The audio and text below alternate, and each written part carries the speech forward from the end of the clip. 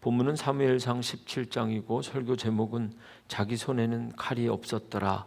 제목만 보면 이게 무슨 말인가, 성경에 어디 나오는 이야기인가 의아해 하실 수도 있는데요.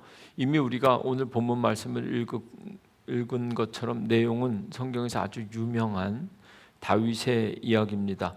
다윗이 성경에서 처음 등장하는 장면은 사무엘상 16장입니다. 하나님의 부르심에는 후회가 없다 하였는데 하나님께서 사울에게 먼저 기름을 부으셨고, 그리고 두 번째 기름 부어 세운 왕이 다윗이죠.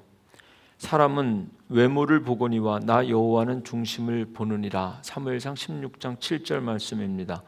중심을 보시는 여호와 하나님께서 중심을 보시고 기름을 부은 자 이새의 아들 다윗, 이 다윗이라는 인물이 존재가 성경에서 소개되는 것은 사무엘상 16장이고 곧바로 이어지는 17장에서 아마도 하나님께서 기름 부었던 다윗이 그의 인생에 있어서뿐만 아니라 이스라엘 역사에 있어서 본격적으로 두각되기 시작하는 부분은 사무엘상 17장일 것입니다. 그리고 이 사무엘상 17장에서는 이스라엘과 블레셋의 전투를 소개하고 있습니다. 잘 아시겠지만 이 전쟁에서 왕은 사울이었고, 그리고 다윗은 이스라엘 백성들이 전쟁을 치를 때마다 전투에 참여하는 군사로 징집되기에는 여전히 어린 소년이었습니다. 아무도 나서지 않으려는 전투였는데요. 그 이유는 상대편 적군의 적장이었던 골리앗 때문입니다.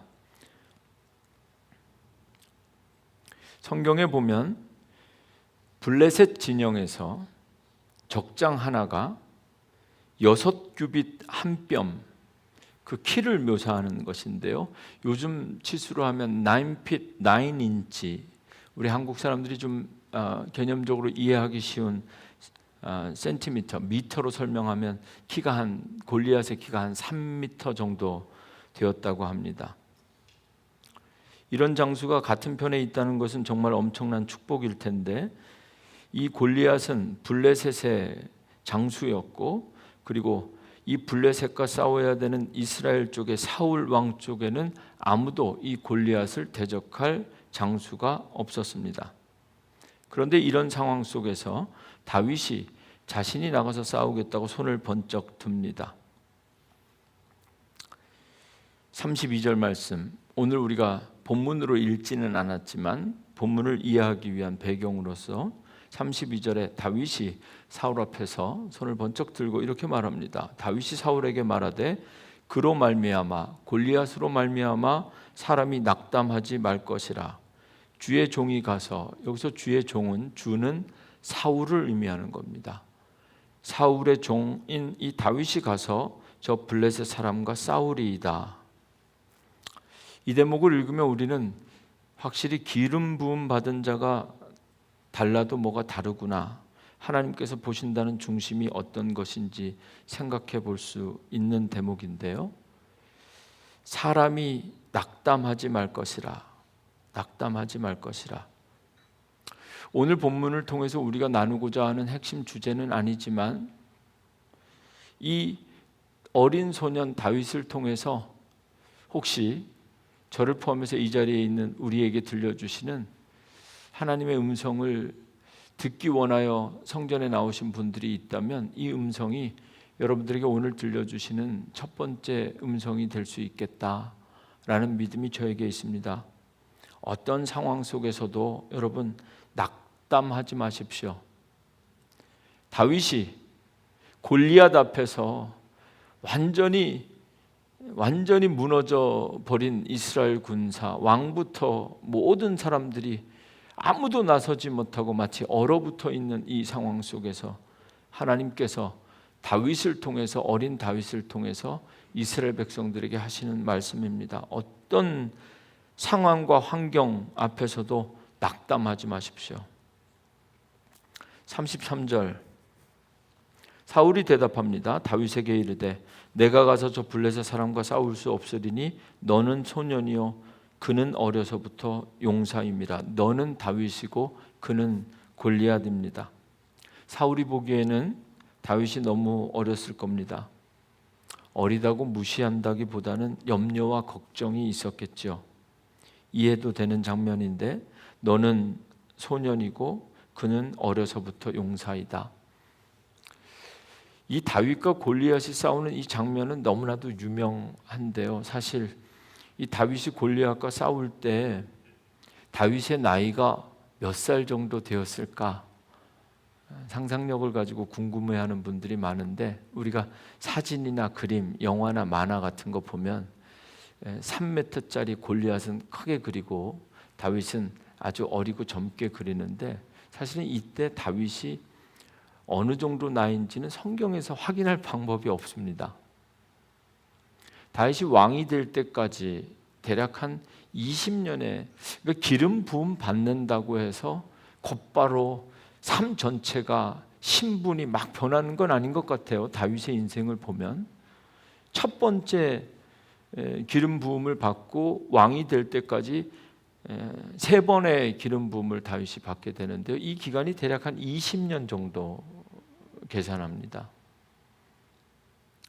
이제 두 가지 근거로 사무엘상 16장에서 처음에 2세 아들 가운데 막내로 어린 소년으로서 들에서 양치던 사람이 기름 부음을 받았고 이어지는 17장에서 곧바로 지금 골리앗 앞에 나타나게 되는데 서두에 설명드린 것처럼 전쟁을 하면 모든 싸울 만한 성인 남자들은 다 군인으로 징집되는데 다윗이 거기에 불려가지 않았다는 것 정도로 대략 한 15세에서 17세 정도 추측합니다. 요즘 우리 청소년부 정도 되겠죠. 그리고 나서 기름 부음 받고 한 1, 2년 정도 시간을 계산해 본다면 대략 17세에서 19세 막 요 청년기 요때 지금 다윗의 모습입니다. 사실 어렸을 때 겁이 없죠. 신앙생활도 막 주를 그리스도로 고백할 때 그때가 어쩌면 제일 뜨거울 때가 아닌가? 여러분 특별히 카나사택의 선교를 통해서 하나님께서 보시고 싶어 하셨던 모습은 따로 있으실 수도 있지만 제가 담임 목사로 좀 보고 싶었던 모습은 여러분들이 새로운 신앙의 회복이 있기를 기도했습니다.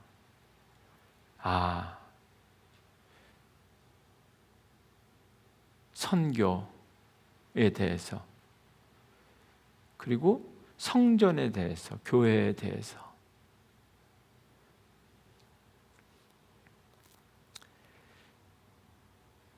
우리가 신앙생활 오래 하면 할수록 더 많이 알고 더 많은 은혜를 누리고 경험하면 더 뜨겁게 헌신하고 또 순종하고 충성할 수 있을 것 같은데 정말 그런가?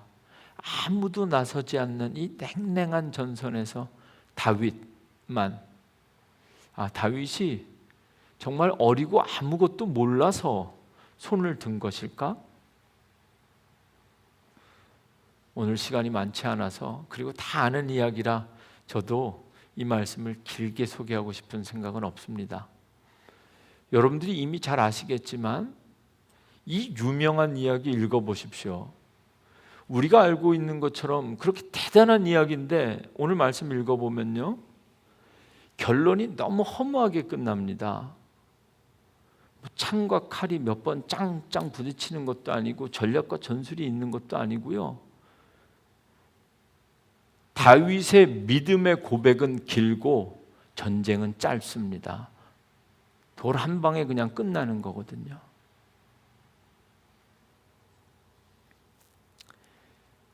아무도 나서지 못하는 이 상황 속에서 겁없이 내가 나가겠다고 사울 앞에서 골리앗 앞에서 손을 높이 드는 다윗의 모습 앞에서 우리가 오늘 지금까지 믿음으로 살았던 우리가, 그리고 지난 주간 선교를 막 마치고 다시 우리 성전에 모인 우리가 정말 믿음이 자랄수록 담대해야 되는데, 믿음의 분량만큼 우리가 감당해야 될 것이 있는데, 우리가 정말 그렇게 하나님의 부르심 앞에서 믿음이 자랄수록 그렇게 잘 순종하고 있는가 돌아보게 됩니다. 여호와께서 나를 사자의 발톱과 곰의 발톱에서 건져내셨은즉 나를 이 블레셋 사람의 손에서도 건져내시리이다. 다윗의 고백입니다. 이 믿음으로 다윗은 골리앗 앞에 나갑니다. 사울이 왕의 갑옷과 투구를 빌려주었지만 다 거절하고 손에 막대기를 가지고 시내에서 누구라도 주울 수 있는 물가에서 매끄러운 돌 5개 주머니에 넣었다고 성경은 기록하고 있습니다. 나라와 민족을 대표하는 1대1의 전쟁이 이렇게 시작됩니다. 그 내용이 오늘 본문인데요. 저는 오늘 본문 가운데 아주 짧게 본문을 읽으면서 다시 읽으면서 이번 선교를 통해서 제게 주신 은혜, 저도 말씀과 함께 간증하려고 합니다. 45절 말씀, 지금부터는 전쟁의 이야기가 아니라 다윗의 고백입니다. 어렸기 때문에 가능했을까? 그것이 아니라 다윗에게는 이런 고백이 있었기 때문에. 첫째, 무슨 고백이냐면요, 45절, 다윗이 블레셋 사람에게 이르되 너는 칼과 창과 단창으로 내게 나아오거니와 나는 만군의 여호와의 이름 곧 내가 모욕하는 이스라엘 군대의 하나님의 이름으로 내게 나아가노라. 이스라엘 군대의 하나님의 이름으로. 이번 달에 제가 말씀을 전하면서 교회가 가지는 많은 사명들, 교회의 이미지들에 대해서 말씀드린 적이 있습니다. 우리는 세상에 소금이 되어야 되고, 소금과 같은 이미지, 빛과 같은 이미지. 노아의 방주와 같은 교회가 있습니다. 온갖 병자들을 고치는 병원과 같은 교회가 있습니다. 수고하고 무거운 짐진자들의 영혼의 안식처와 같은 그런 교회가 있습니다. 교회에 와서 먼저 믿은 우리 장로님, 검사님들에게 내 신앙의 상담 고민하면 위로가 되고, 오늘도 교회 오길 잘했다 이러면서 집에 돌아가는 그런 교회들이 있죠. 저는 오늘 이 다윗의 이야기, 그리고 지난주 카나사타케 선교를 통해서 우리 성도들 가운데 정말 새로운 모습을 하나 보았는데요, 마치 하나님의 군대와 같은 모습. 다 나오셔서 말씀하시면서 자꾸 제 얘기를 하셔서 제가 좀 민망한데요, 우리 성도님들이 다 하셨습니다. 파라과이, 아르헨티나, 카나사타케 중에서 이번에 제일 제가 좀 감사한 건, 정말 우리 성도들과 함께하는 선교가 참 이렇게 행복하구나 하는 것 경험할 수 있었고, 마치 첫날 첫 번째 사역을 마치고 내가 그곳에서 함께한 분들에게 농담처럼 진심으로 고백한 내용이 있는데요, 뭐냐면, 하나님께서 땅만 주시면 우리 교회도 건축할 수 있겠는데요, 내가 이렇게 얘기했어요.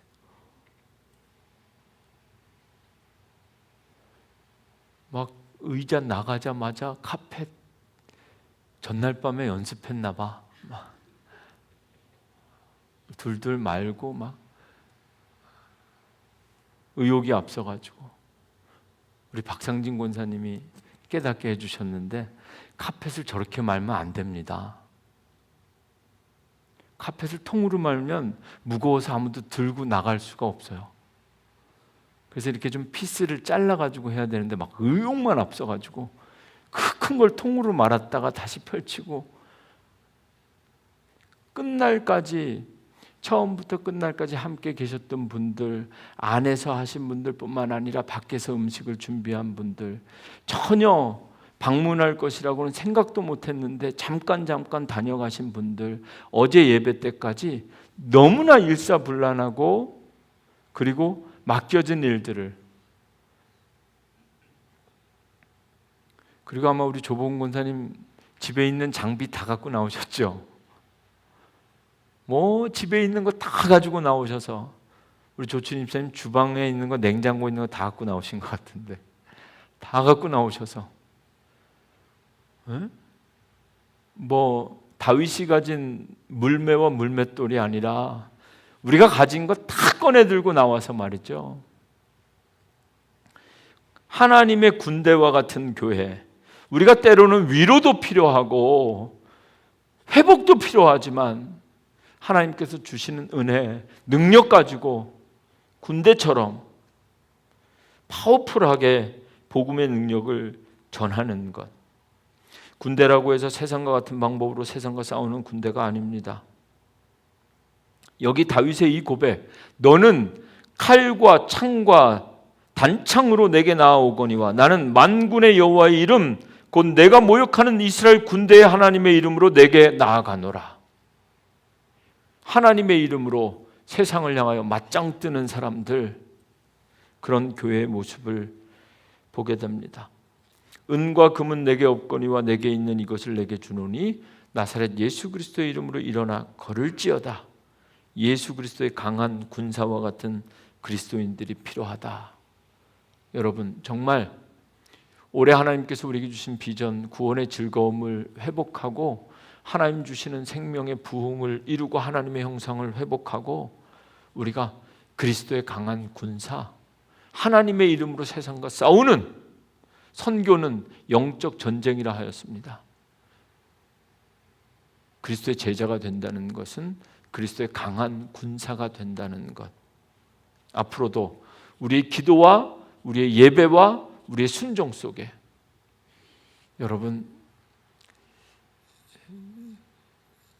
혹시 군대 다녀오신 분들, 군대에서 순종이라는 단어 들어보신 적 있습니까? 군대는 순종이나 헌신이 아니라 충성입니다. 충성입니다. 오늘 말씀을 통해서 우리에게 맡겨주신 선교를 통해서 맡은 자에게 구할 것은 충성이었구나. 충성이었구나. 우리 교회가 날마다 주시는 회복과 부흥을 통하여 하나님의 이름으로 세상과 싸우는 하나님의 군대가 될 수 있기를 주님의 이름으로 축원합니다. 46절, 오늘 여호와께서 너를 내 손에 넘기시리니 내가 너를 쳐서 내 목을 베고 블레셋 군대의 시체를 오늘 공중의 새와 땅의 들짐승들에게 주어 온 땅으로 이스라엘에 하나님이 계신 줄 알게 하겠고. 46절 긴 말씀인데 딱 줄이면 다윗은 지금 이 전쟁을 통해서 내가 어리지만 내가 기름 부음 받았고 내가 이제 역사의 전면에 천천히요 만만히요, 이게 아니라 나를 드러내는 것이 아니라 하나님이 살아계시다는 것을 모든 사람들이, 천하가, 세상이 알게 하겠다. 여러분, 이게 선교입니다. 지금도 살아계시고 역사하시는 하나님이 오늘 이 예배를 드리는 우리를 통해서 세상에 드러나게 되는 것. 이 47절, 또 여호와의 구원하심이 칼과 창에 있지 아니함을 이 무리에게 알게 하리라. 전쟁은 여호와께 속한 것인즉 그가 너희를 우리 손에 넘기시리라. 전쟁은, 여호와의 구원하심이 전쟁입니다. 영적인 구원이 영적인 전쟁입니다. 무엇보다 오늘 이 본문 말씀을 설교하게 된 가장 큰 이유는 오늘 50절 마지막 절 말씀에 있는 말씀인데요. 여러분, 다윗이 골리앗과 싸우는 이 장면을 오늘 주보에 소개해드린 본문으로 다시 읽으면 골리앗의 키나 다윗의 크기, 다윗이 갖고 있는 물매나 돌, 물맷돌 이런 거 강조하는 것이 아니라 두 절 건너 한 번씩 계속 반복되는 게 칼과 창과 단창입니다. 다윗이 이렇게 고백을, 여호와의 군대, 하나님의 이름이 드러나게 될 것이다, 여호와의 구원하심이 칼과 창에 있지 않다, 전쟁은 여호와께 속한 것인즉, 이 유명한 말이 여기 나옵니다. 그리고 나서 이 고백, 긴 고백 후에 48절 49절 다윗이 골리앗을 이기는 장면은 아주 간단하고 허무하리만큼 뭐 싸울 골리앗이 칼 한 번 뽑지 못하고 그냥 쓰러지는 장면입니다. 48절 블레셋 사람이 일어나 다윗에게로 마주 가까이 올 때에 다윗이 블레셋 사람을 향하여 빨리 달리며 망설임이 없이 순종은요 빠르면 빠를수록 좋습니다. 적어도 다윗은 골리앗과의 싸움에서 저쪽 편에서 골리앗이 블레셋이 일어나서 서서히 가까이 다가올 때 그 자리에서 기다리는 것이 아니라 다윗은 벌떡 일어나서 오히려 블레셋 사람을 향해서 빨리 달렸다 이렇게 기록하고 있고요. 49절 손을 주머니에 넣어 돌을 가지고 물매로 던져 블레셋 사람의 이마에 치매 돌이 그의 이마에 박히니 땅에 엎드러지니라. 대치 이렇게 이 1대1의 싸움뿐만 아니라 사실 전쟁이 여기서 끝나버립니다. 그리고 50절 다윗이 이같이 물매와 돌로 지금까지 사울의 음성이 본문 속에 담겨 있었고 다윗의 신앙 고백이 담겨 있는데 말이죠. 이 50절은 사울의 말도 아니고 다윗의 고백도 아니고 하나님의 말씀, 이 사무엘 상을 기록한 성경 저자의 평가입니다. 다윗이 이같이 물매와 돌로 블레셋 사람을 이기고 그를 쳐 죽였으나 결론 자기 손에는 칼이 없었더라. 선교를 마치면서 돌아오면서 제 마음속에 든 거 우리가 어떻게 이 일을 감당할 수 있었을까? 오늘 재정보고까지 했지만 파라과이, 아르헨티나 선교에 대한 것도 재정적으로 잘 정리가 되어 있고 그리고 당회와 구역회를 통해서 올해 예산할 때 다 보고되어야 마땅한 부분들입니다. 여러분도 연말마다 우리 교회 예산안을 보시면 알겠지만 매월 정기적으로 해외 선교사님들을 돕는 후원금에 대해서는 예산이 책정되어져 있습니다. 그러나 작년에도 그렇고 올해도 그렇고 아프리카 탄자니아나 파라과이 과브라민드 원주민이나 여기 카나사타케까지도 예산을 수립하고 시작한 선교가 하나도 없습니다. 하나님께서 비전 주시면 그때부터 제로 베이스에서 늘 시작했고 넘치도록 채우시는 하나님의 은혜를 감당하게 하시는 겁니다. 결론입니다. 골리앗은 칼과 창과 단창, 갑옷까지도 입었을 겁니다. 다윗은 우리가 알고 있는 것처럼 물매 그리고 돌. 그래서 잘못 이 다윗의 골리앗을 이긴 다윗의 스토리를 교회 학교에 어릴 때 들었던 이야기로 계속 기억하고 계시면 물맷돌로 골리앗을 이겼다. 물맷돌로 창과 칼을 이겼다. 이렇게 이해하기 쉬운데 다시 읽어보면 결론은 자기 손에는 칼이 없었더라. 사무엘서가 이 다윗이 골리앗을 이기는 전쟁 장면을 기록하며 결론 내고 있는 결론은 무엇이냐면 우리가 알고 있는 것처럼 어떤 분들은 그렇게도 말씀하시죠. 어렸을 때부터 곰이나 짐승들, 양을 지키면서 열심히 이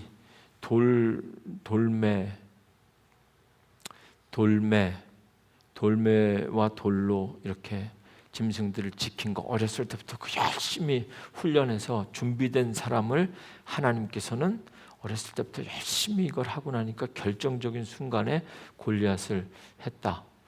하나님은 준비한 사람들을 사용하신다.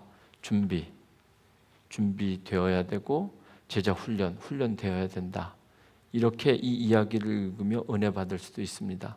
그런데 제가 은혜 받은 것은 50절에 자기 손에는 칼이 없었더라. 다윗이 골리앗을 이긴 건 그가 가지고 있던 돌매와 돌이 아니라 처음부터 끝까지 하나님이 이기게 하신 것이다 라는 아주 간단한 고백이면 충분한 이야기입니다. 우리가 무엇으로 지금까지 하나님의 선교에 함께 할 수 있었을까? 우리 손에는 칼이 없었고 우리 손에는 재능도 없었고 처음부터 계획조차 없었는데 이 일을 하게 하시는 분이 하나님이셨다.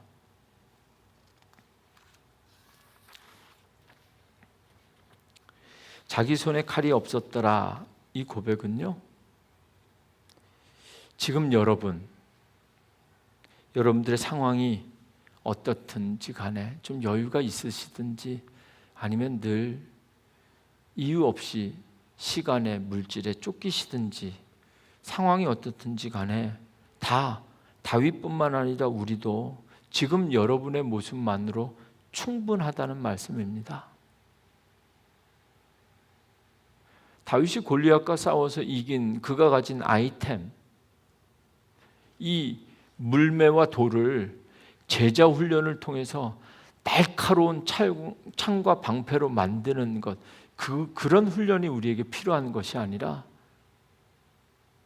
자기 손에는 칼이 없었더라. 아무것도 싸울 게 없고 능력이 없어 보이지만 정말 우리가 훈련하고 우리가 필요한 것은 오직 하나, 순종. 그럼에도 불구하고 하나님께서 쓰시겠다. 하나님은 물론 준비된 사람을 쓰십니다. 제가 아르헨티나 가 있는 동안에 우리 가정현 목사님 설교하시는 걸 들었는데 요나의 이야기를 말씀하시더라고요. 준비된 사람만 쓰시나요?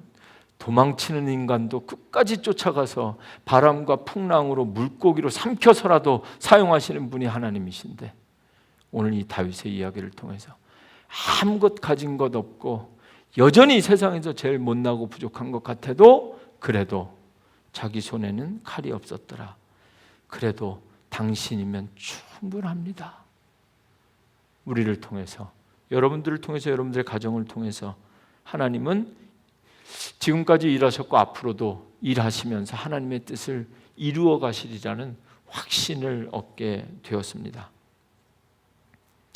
자기 손에는 칼이 없었더라. 이 말씀을 묵상하면서 하나님께서 제게 들려주신 하나님의 음성은 지금 너의 모습, 너의 능력, 너가 가진 것만으로도 내 뜻을 이루기에는 충분하다.